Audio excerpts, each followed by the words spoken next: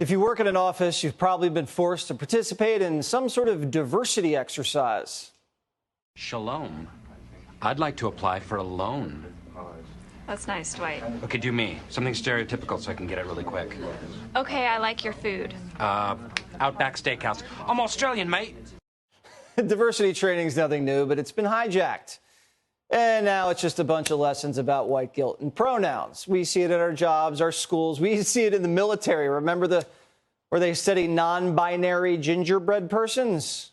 Yeah, but it doesn't work. Consultants get rich off white privilege and waste workers' time, and then everybody walks out scared to talk. So diversity training hasn't trained anybody, and I'm just not the only one saying it. The New York Times is now admitting it. They looked through a bunch of reports from psychologists who said, yeah, these courses are kind of pointless. In fact, they're doing more harm than good.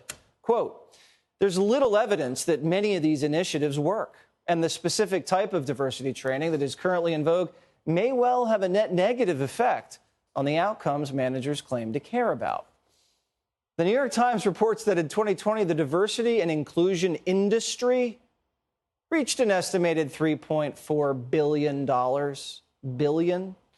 Just think of all the better ways the money could have been spent, especially when it comes to our kids.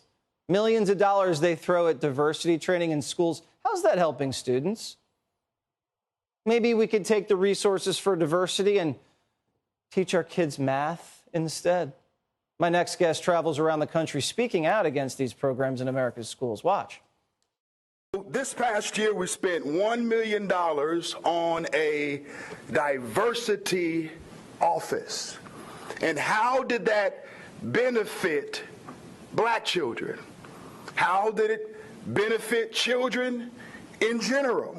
Well, 78% of 3rd through 8th grade black students are not proficient in math in Wake County.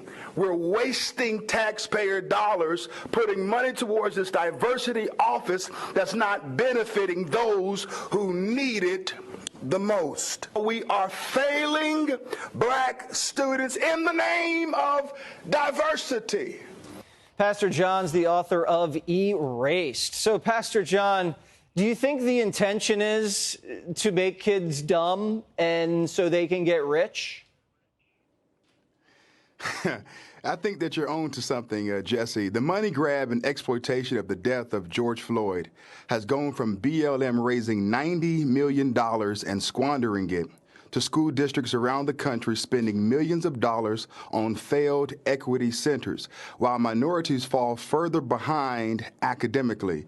We are allowing bureaucrats to charge exorbitant fees for training that offers nothing but hypotheticals.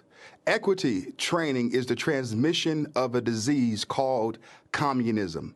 We, the people, lose and the state wins, and enough is enough. Are these school officials being pressured to hire these diversity consultants? Are they being guilted into it? How does this whole thing start? I think that there is an agenda from the left with this. We know that at the end of the day, with a trained eye, DEI is nothing but cultural Marxism.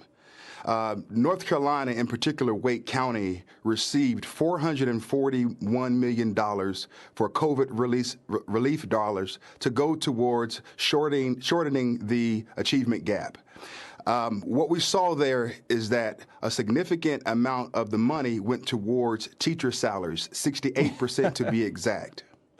And then 11% went towards teacher materials and supplies, but only 0.14% went towards tutoring. While we spent over $1 million on an equity training center, we have to put the focus back on education and not indoctrination. So they're stealing the COVID money and skimming it to diversity consultants and using the rest for teacher bonuses. Got it. That sounds like a good place to start investigating.